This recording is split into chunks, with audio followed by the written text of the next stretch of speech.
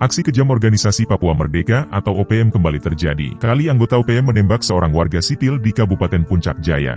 Dilansir dari Tribun Sorong Sabtu, 1 Juni 2024, Kasatgas Humas Ops Damai Kartens 2024 AKBP Bayu Suseno membeberkan peristiwa keji tersebut. Menurut keterangan Bayu, warga sipil tersebut bernama Zainul. Sehari-harinya Zainul berprofesi sebagai tukang ojek. Zainul meregang nyawa di tangan kelompok separatis. Peristiwa yang menimpa Zainul itu terjadi di Kampung Usir, Distrik Mulia, Kabupaten Puncak Jaya, Papua Tengah, Kamis 30 Mei 2024. Benar, telah terjadi penembakan terhadap masyarakat sipil atas nama Zainul sehingga mengakibatkan korban meninggal dunia, kata Bayu Suseno. Bayu menjelaskan, korban mengalami luka tembak pada bagian kepala. Bayu menambahkan, dari hasil penyelidikan awal, diduga pelakunya adalah OPM yang terdiri dari 2 orang yakni Bumiwalo dan Rambo. Lanjutnya, saat ini Polres Puncak Jaya dan Satgas Ops Damai Kartens 2024 sedang melakukan penyelidikan terkait dengan kejadian tersebut.